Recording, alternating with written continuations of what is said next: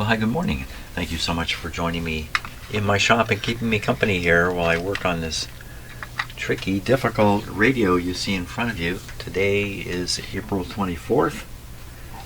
Kind of a gray day outside, but certainly not going below freezing anymore. So, great. So here's a little recap on this 100-year-old radio.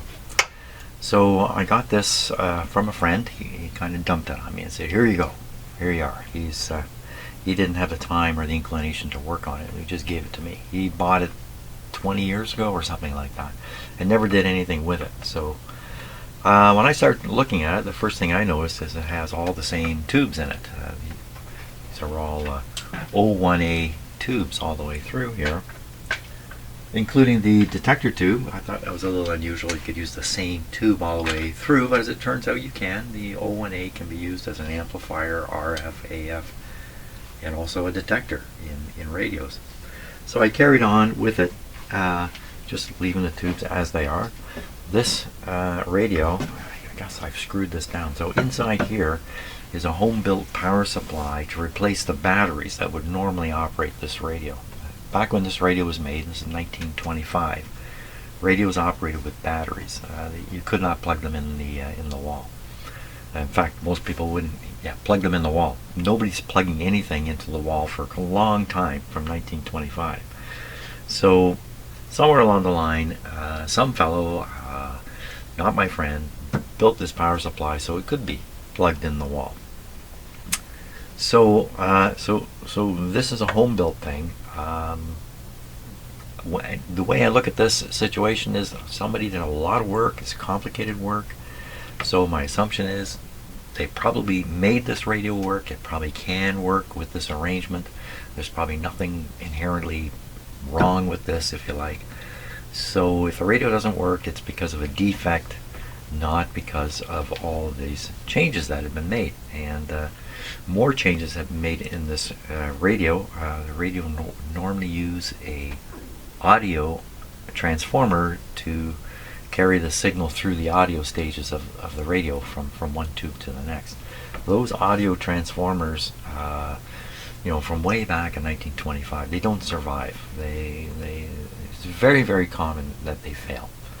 So today it's easy to replace the transformer with a capacitor and a load resistor for the tube, and that was done in this radio. So power supply made by a guy, the circuit arrangement in the audio circuits for supplying B plus and carrying the signal forward, also altered by the guy, whoever he was. And so I began working with the radio. I did quite a few sessions with it. I determined that the radio works up to here and then works from here forward. That doesn't work right here. And what am I pointing at? I'm pointing at the detector tube. So in looking again at the schematic, I then realized that the schematic doesn't have the same tube in every position. The schematic shows a tube called a 200A. This is going to become the focus of this video. Has a tube called a 200A in the detector position. The 200A is a gas tube. It has argon in it. It's not a total vacuum tube. Consequently, its operational conditions are very different. The B plus it's looking for is very different. The benefit of the gas-filled tube is it's extremely sensitive. So as a detector, it can work really well. So now the question mark started with this particular radio. It came to me with an O1A in this position. Did the fellow rearrange things so an O1A would be an acceptable tube for detecting the signal at this point? Did he do something to change the B plus to raise it up? Because it would normally be quite low for a 200A. Or did he even realize any of this? Did he do this 30 years ago, 20 years ago? He had no information, flying by the seat of his pants? No idea. So the tube that's in here right now is a 200A. I happen to have one. So I have one 200A. I went to test it in my tube testers. I could not find a tube tester that listed it. So I decided, well, I'll just put it in the radio and we'll test it. And so I've done that. The radio continues to operate the same way. It appears to work up to here, then it's dead, and then it appears to work beyond. So the RF circuits seem to work, and the audio circuits seem to work. The detector circuit is not functioning.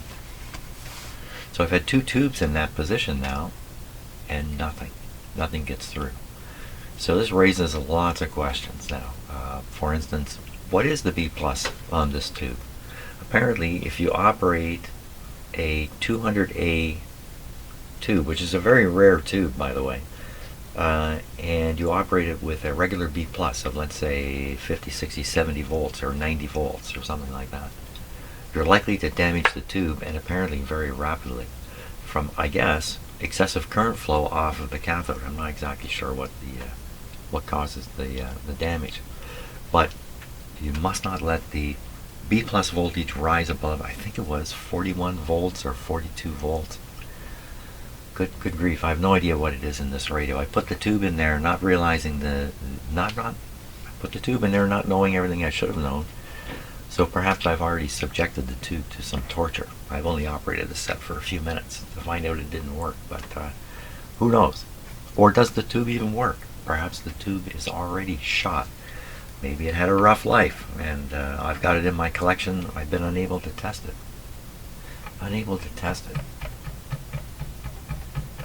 So putting it in here and finding the radio not working is a form of tube test. Now, we did stick an O1A in here and got nothing out of it.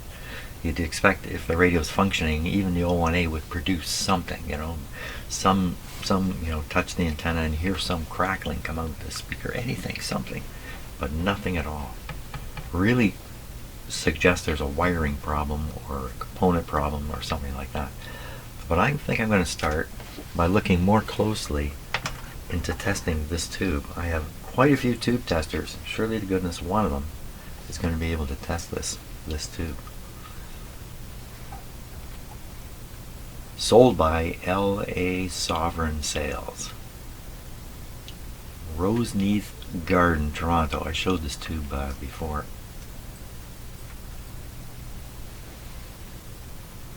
The sticker's coming off. Well, I guess after, 90 years. UX200A. How do I know that's absolutely true? It says it right here. UX200A. Radiotron. Okay, so I'm going to look into RCA on the top here. I'm going to try to find a tester or some way to test this tube in a tube tester. I've looked through all my tube testers. I have a dozen tube testers. Oh my gosh, a dozen of them. And a lot of them have supplementary charts and things like that. I checked through as much as I could. Not a single one refers to a 200. I'm not gone crazy. The 200A. No, I have not gone crazy. This is one of my oldest tube testers here. So this list is all the tubes that were available at the time this tube tester was made. That's the entire list. It says November 20th, 1934. This tube, probably from 1925 or 26, somewhere in that range. I'm guessing these gas tubes didn't serve long. They sort of came and went fairly quickly. So if we look at the tube listing here, there's the O1A, the tube that's in the radio. I'll come down the list looking for 200. So it's 50, 60, 70, 80, 90, 99, 181, 183, 401. And it just goes up from there. So even this tester doesn't list this tube. None of them do. How rare is this? This can't be that rare. That's pretty odd to me. Now maybe there's something about testing a gas tube that's difficult in these tube testers. I don't know. I don't know why it would be. So that's it. I can't test it. I can't test it. There must be a way. Well, I know when I put it in the radio, the heater works because I could see it. I could see the heater heat up. So beyond that, what could be wrong with it? Well, there was a pin contact not right in that tube. I had to actually fix the tube. Now that I think about it and remember, I had to resolder down here to reconnect the heater contacts. And after that, the tube heats and glows. Does it work? How could I tell this is working? Put it in the tube tester. that's the only safe way. I don't know what to do. So I'm going to go and drink some coffee. Ponder my situation here. Here's another really old tube tester. And it also has a chart here. I'm sure it probably contains all the tubes that were available. Is there a date on this? Probably is a date somewhere. This one, that's 36, 52. How's this work? That's a 3. Let me get a 1. 0. I don't know how they did the numbering here. Usually it's just very straightforward. Okay, good side. 6, 6, 7, 12, 14. Those are the voltages I'm reading out. 70. So right in here, 70 L7, 117 L7, 117 Z4, FM 1000. What's that? And then 807, 866, which is a huge jump in numbers there. Here's another, I don't know how the numbering's working here. 50, 117, 230, 233. All tubes I've never heard of. Yeah, no 200 showing up anywhere. I wonder if it's because it's a gas tube, and because again, I don't understand why that would make it impossible to test. But oh my God, that many tube testers, and I still can't test this tube. That's just crazy. Okay, a little break while I try to figure out how to, what the next step should be here. Okay, after giving it a little bit of thought, I think the best thing I can do is take the chassis out on my bench here, and we'll load it up with just the O1A tubes that were in it originally. And then I can do a voltage measurement on the plate and even the grid of the key tube, the detector tube, and see what's there. Then I'll know if I plug in this tube, which is sensitive to high B+, if it's being subjected to it or not, which we don't want that to happen. That will also, if the B+ turns out to be high, like 50, 60, 80 volts, whatever it might be, that might indicate then that the person who worked on this radio altered it to get away from this tube, which perhaps is so rare that I've got the only one in the world in my hand here. The last standing 200A. Maybe I've got it. So that's my plan. So I will take the steps to get us into a position to make that test. Okay, got these lovely brass screws out of the front here. I've taken the tubes out because you can't pull this out with the tubes in place, they're too tall. Pull this out now.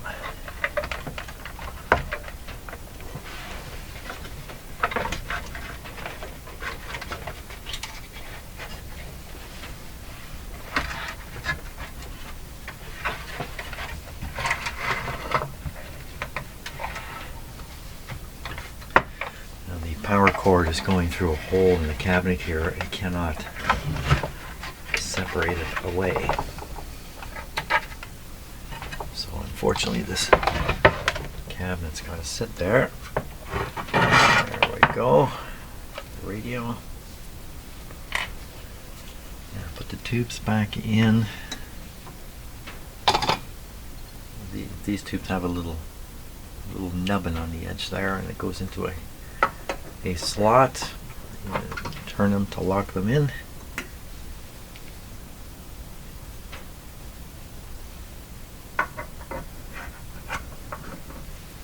All these tubes, these 01As, have been tested, and they've all tested good.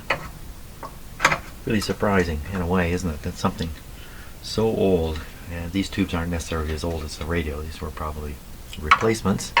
I don't think tubes lasted long back then. Plus, they probably got beat up. Wrong voltages and other stuff. So the tubes are all in now. So what I would want to do is operate the set. I'm going to open up the power supply here because again, some of you have been watching my videos all the way along. Some of you are brand new and won't have seen inside this box.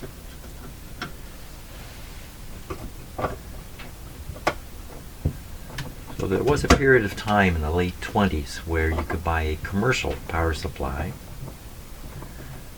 and use that on your battery operated radio, so you could plug it into the newfangled power supply, electric supply you got to your house.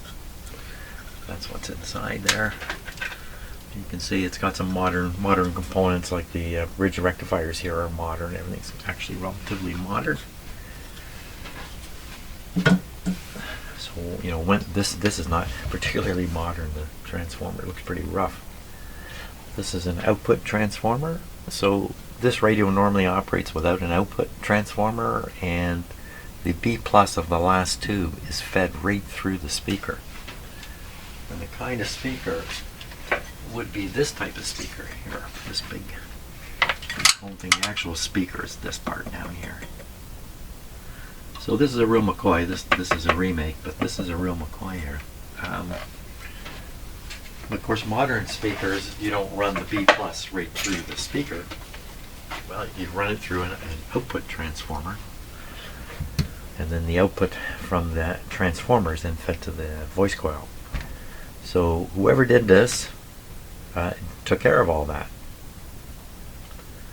And I know from hooking up a speaker here, there's two terminals on the back side. Well, I do have a speaker connected right now. That speaker right there. It does hum. It does work. So there is something coming out. Now, reading the B plus. So I think I got to turn this right upside down, and then we can get at the bottom of it. What's the best way to do that?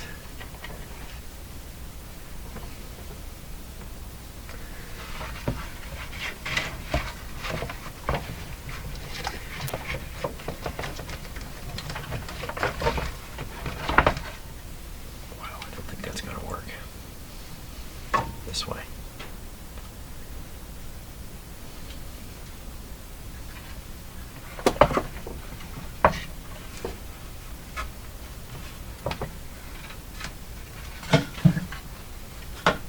Yeah, it's going to work. There we go. Okay, there we are. Now, some of you have seen under here already, others have not. So we'll just do a quick tour. The transformers, which are not visible now, I think they're located just below here. They actually look like tubular capacitors, but they're actually transformers. Those guys have been disconnected, and in place of the two transformers is these two capacitors and these two resistors, and these two also are in here for some reason, which I see. This one's going over to a grid. This one's going to a grid. So these are grid resistors. There's another wire wound resistor here, still in the circuit, doing something. Don't know what. This is the detector tube. This is the first audio amp, second audio amplifier tube here. And these are RF tubes back this way. So the change from RF to, just looking at some of the connections in here, the change from RF to audio takes place right in this tube here. I can trace the RF signal through here. It's kind of clumsy when I did it, but I got myself fairly convinced that it's actually progressing all the way through. You can pick it up on the grid of the detector tube. But when you look for the audio, there's nothing there on the other side of the tube. Didn't matter if I put this tube in or the other tube. So what I want to do right now is I want to operate the set and check the B+ voltage right here on the plate terminal for the detector tube. See what it is. If it's over 40, then it's dangerous to put that 200 AM to the radio, and it might even be a suggestion that the voltage here has been altered by the guy who put in this power supply. So you can see actually a wire going from here to here, and then going from here through the resistor onto this wire and all the way back into the power supply, where it's picking up some voltage. I can't remember now what it was. I'd have to measure it again. So you see this wire comes to a resistor. There's another wire comes down. Yeah, I really can't. No, I better not make that comparison. See all these cut wires, a cut wire here, cut wire here, here, here, here. These are the evidences of the old circuitry which the fellow altered. The alteration he did is a standard thing. It's a common thing. It's not unusual. Will it work as well as the radio did when it used transformers? Probably not. So I think we're ready for the test here. So that means I'm going to go drink a little coffee, and then we're going to turn this guy on and make some measurements. Okay, I'm all set here, I think. Oh, not the antenna. I don't have the antenna connected yet. Here comes Bert.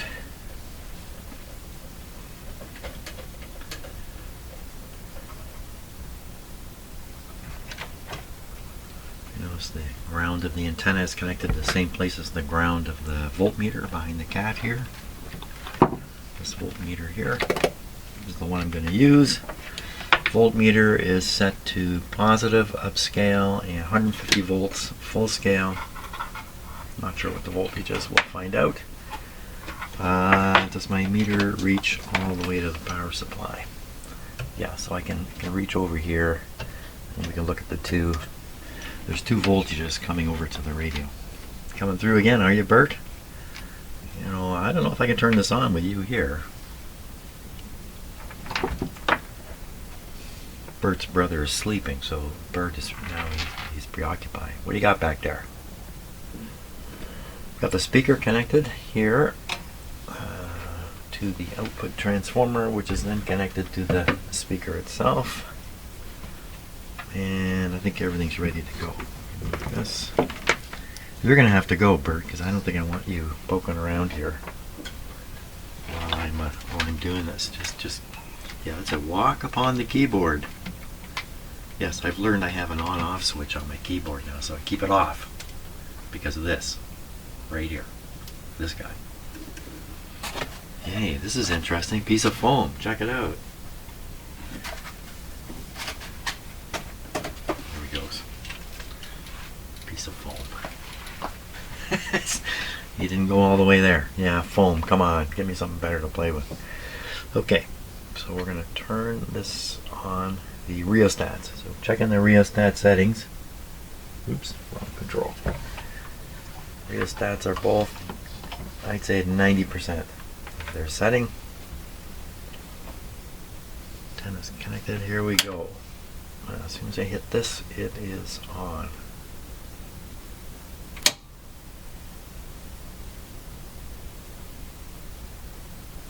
No, it's not on. I didn't plug it in. Duh.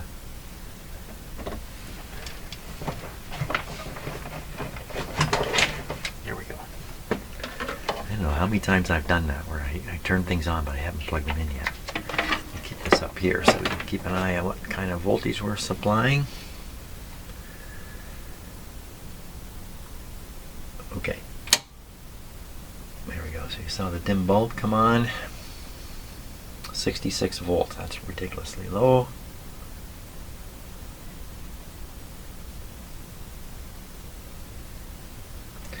Even with 66 volts applied, we will take a look at the plate voltage here.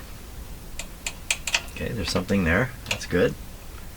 The actual reading is on a 50 volt scale. So we're looking at 40 volts here. So with only 66 volts applied, we're already at the limit for the 200A, 40 volts on the plate.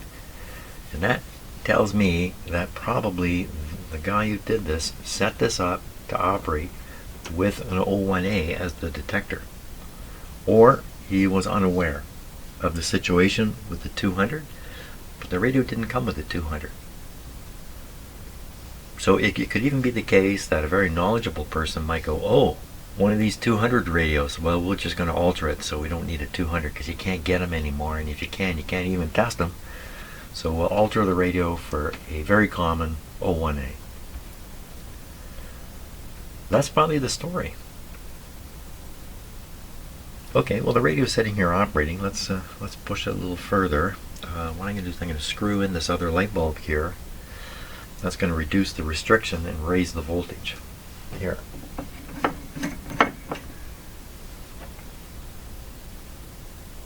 Voltage about 100 volts now. I'm going to listen to the speaker. What I want to hear is a hiss and a hum. I can hear a hum, but it's very faint.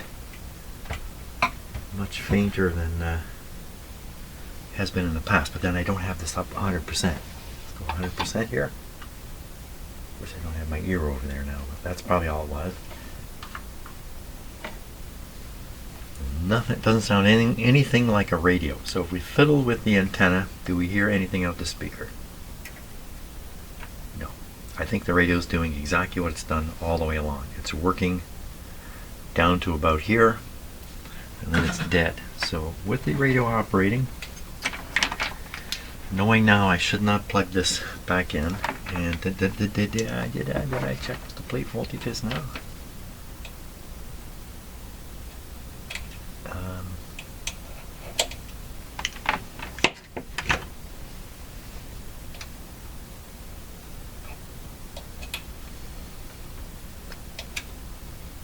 Plate voltage is,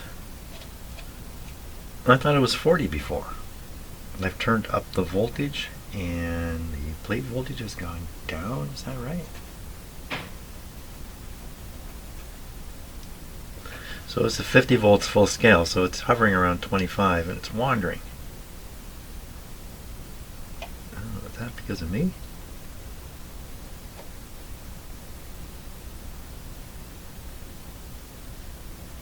A little hard to see at the distance you're looking. I'm a little closer to the meter. I can see it moving back and forth. About 10 volts. Let's try another plate. Doing the same thing. There's a plate at a higher voltage. It's also on the move. But this is a low voltage, a low plate voltage. For an 01A, typically you're looking at two 45 volt batteries driving this for 90 volts. And this is only 30. What do we got coming in now? 98 volts supplied. I think it would be higher than that. Let's look at the power supply readings here. Put this back down.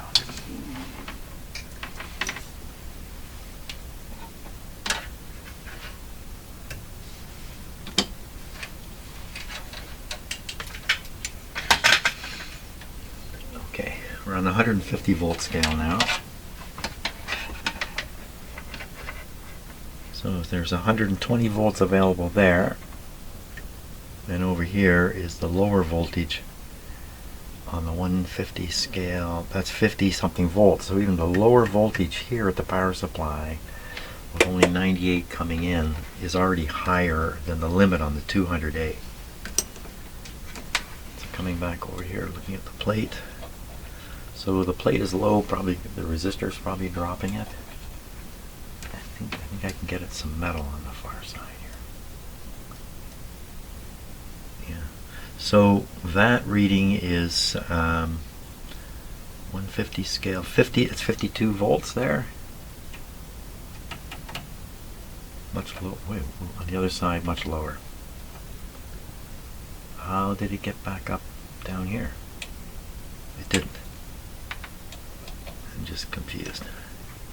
So as a plate voltage here, this is way low.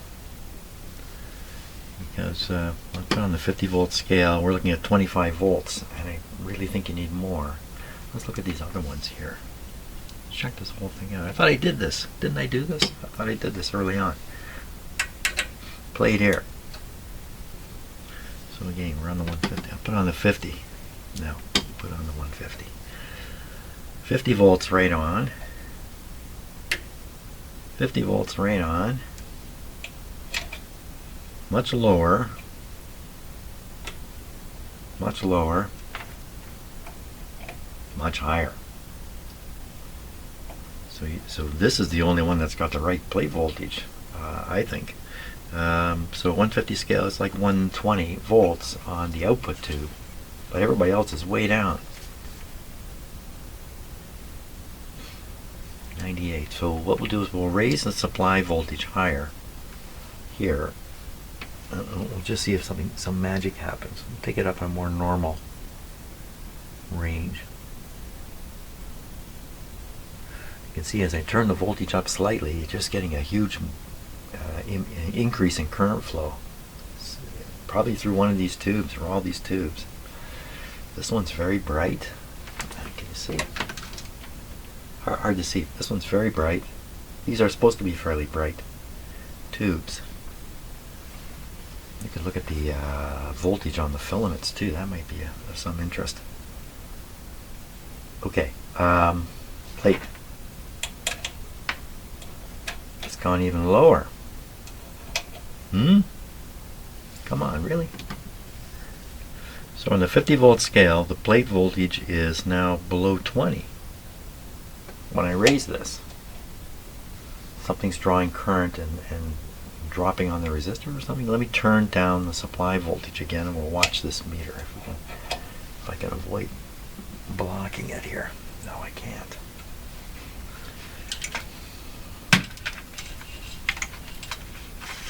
So that's counterintuitive. Raise the supply voltage and get less and less current flowing. To me, that's counterintuitive. Okay, so what I'm going to do is what am I doing? So I want to put this on the plate.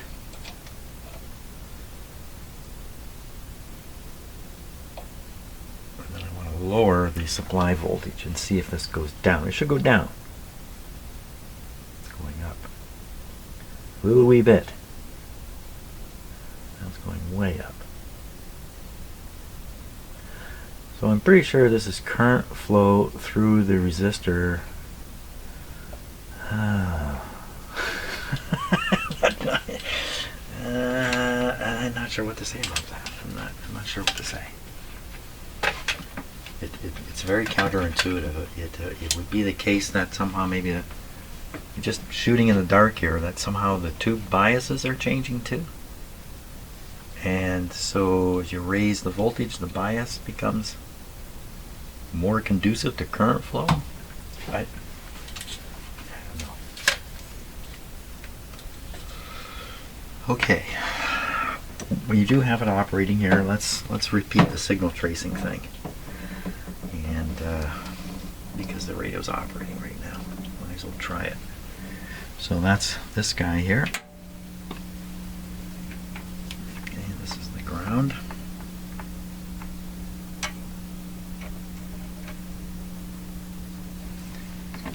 Okay. So the signal tracer here is basically a radio receiver. So first we're going to use it as it'll also amplify audio signals, but first we're going to use it as a radio. So it's set to RF. It's on band B, which is just the broadcast band. So turn the volume up. Why am I not hearing the radio station? Ooh, trouble here.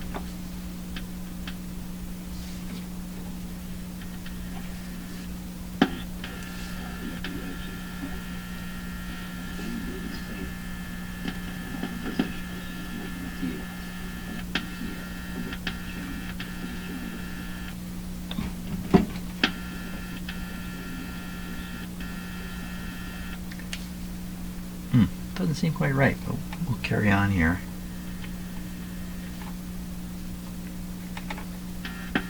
There's a vacuum tube inside this tube, and the grid is attached to this pin that's sticking out of the contact. So this is straight to the grid of the first tube, if you like. This is also a TRF receiver, same as this. There's no conversion going on in here.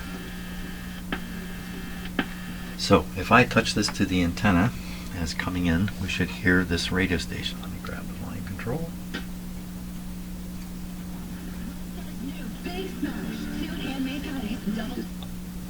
Lettuce, pickles, and secret sauce. Hold up. Did you say chips, salsa, the Big Smash Burger in front?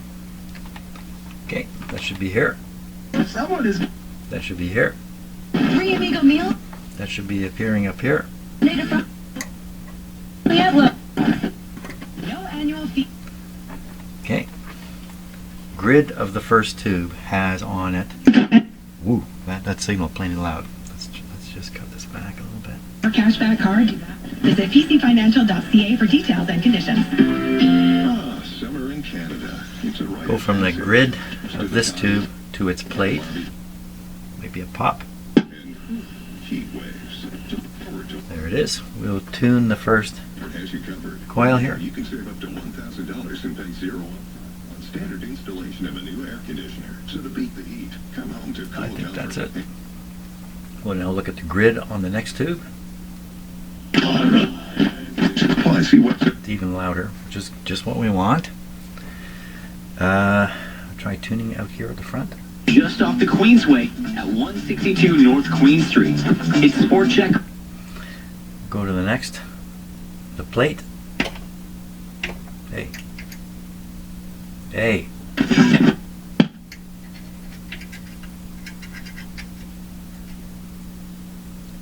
Okay, let me ground the charge here. Now, do you hear a pop? Yeah. This voltage here, what happened to the signal? How come it's not getting through here? And before I've done this, am I all turned around? No, I'm not. It's made it through here. Not now. Oh, I could have. This tube is going on and off. I can see the heater going on and off on it.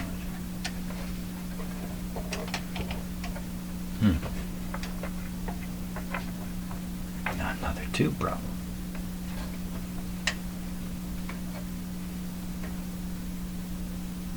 You can see too, when the heater comes on here, it gets duller than the other tube, of course, because the current are off. How come you're like this? Is it just the filament contacts here?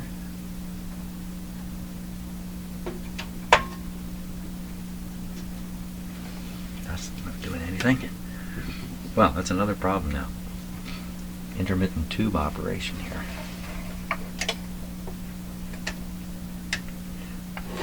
Like the tube has to be pushed this way. How come? How come you're not making contact? Let's take it out.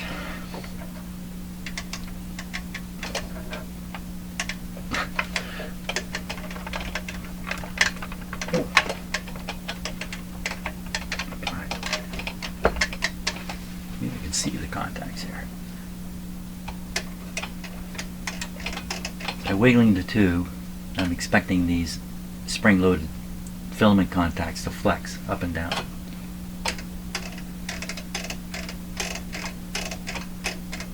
Seem to be doing it.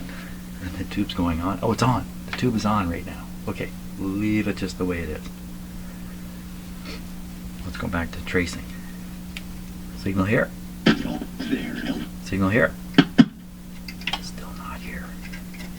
Is it because of tube pin contact? The same way the heater is going on and off, the other thing's going on and off? Okay, cut the power, cut the power. Cut the power and get this tube out. I mean, it's really hard to believe this wouldn't make contact. You can see all these have, like, there, the springiness is still there.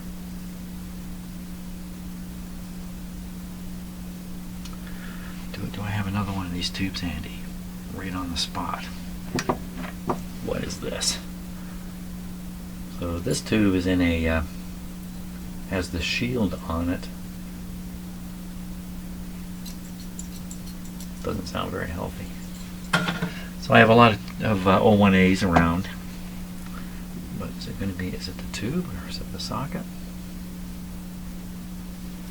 It says it's okay. Somebody says it's okay.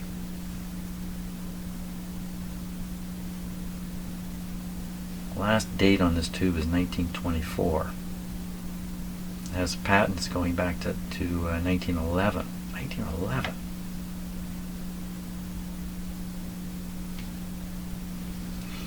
Wow.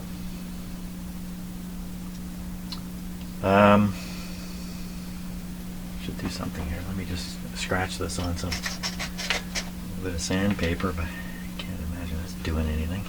Let's put it back in. You swap tubes around? Should I swap some tubes? Move the problem around? Let's look and see what happens here as I push this in. Oh, they all went up. I'm sure they're all making contact.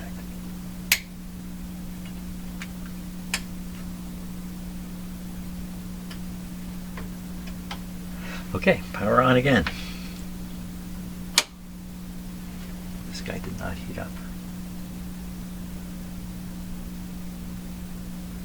3 volts on it.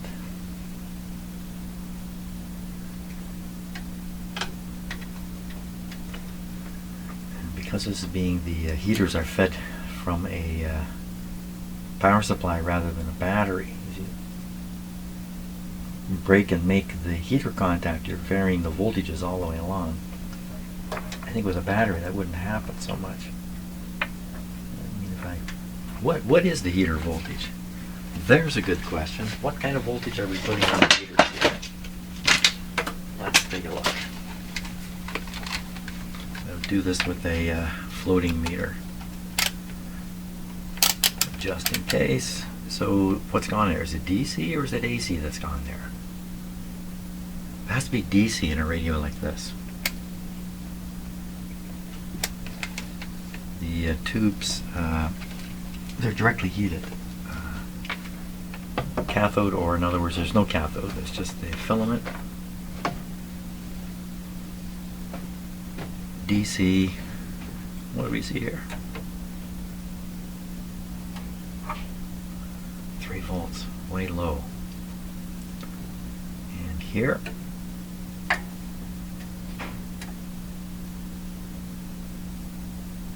volts. The situation's not looking very good here.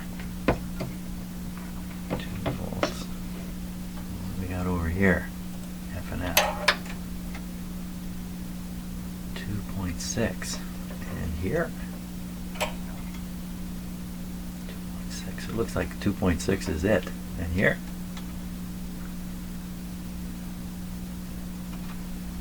back to the first one. So they're getting 2.6, but these are 5-volt tubes. Are they not? Am I crazy? I'm sure they're 5-volt tubes. I've got my tube tester set up over here to test one of them, and it's set on 5. 5. So filaments are getting half the juice they need. Let's see. When I jack up the supply voltage, it's much heavier current flow. Is that because the heater voltages are making it up high enough? That even makes sense. So again, read the heater voltage. Can I do it like this? I can. Yeah. That's the heater voltage. Now I'm going to crank up the supply here from 103 up a bit. Yeah, that's 107. I'm going to get up around 5. I haven't got any more juice. You see how bright these lights have gotten up here? You can't really, well, you can kind of see them. The dim bulb lights, they're really, so a lot of heavy current going through this radio right now. I'm going to cut it way back again. This is it. You can raise the supply voltage, careful man, to a point, and then you can't get it much higher. Instead, current starts flowing like crazy. Filament voltage remained low the whole time. This is not looking good, you know. This is really not looking good. Filament voltage, it's coming out of this power supply somewhere, somehow. over here he's got a tag that says A voltage 6 volts, B voltage, and C voltage. There's no C in this radio. What's he done? A voltage 6 volts. That's what he thinks he's sending from his power supply there.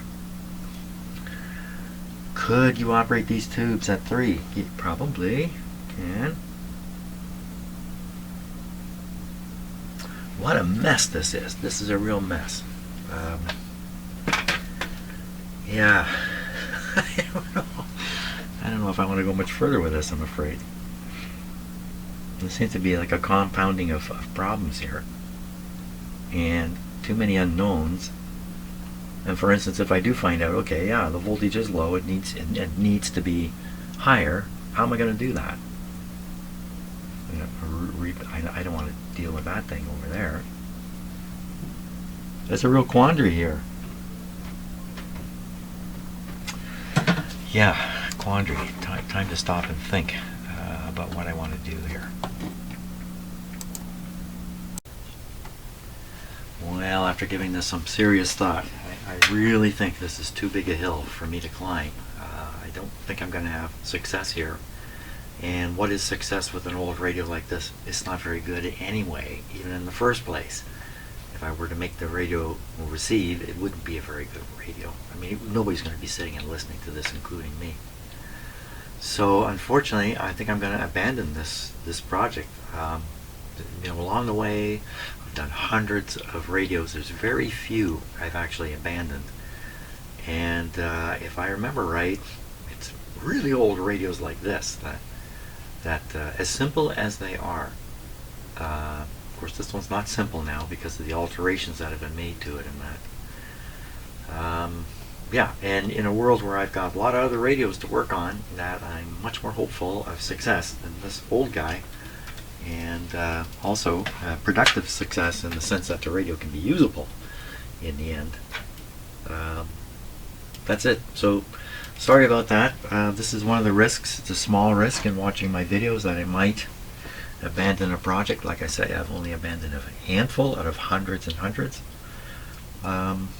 So be reassured, I'm usually successful with these things. Also, you should be aware, because you could be a new viewer, I'm not a 100% guy. I'm not trying to return anything to 100%. The name of my game is get it working, get it safe, get it working, get it so it can continue on in history and live a life further down the road than where it's at when it comes into my shop. So anyway, can't guarantee anything. So thanks a lot for watching. We're going to look at next is the radio that took a fall, which I'm going to show you. I mentioned this on my last video, which I may not have seen. This radio fell 7 feet to a concrete floor, and this just came apart. And it's a tube radio. Can you drop a tube radio 7 feet to a concrete floor and have it work? We're going to find out tomorrow. Yeah, that should be a better project than this. Smashed radio. Okay, so thanks very much for watching. Again, sorry that this isn't going to work out. I think most people would be very excited to see something like this work again, including me. But I'm just, realistically, I have to be realistic here. I don't think I'm going to get there with this radio. So, okay, well, have a great day, and see you on the next video.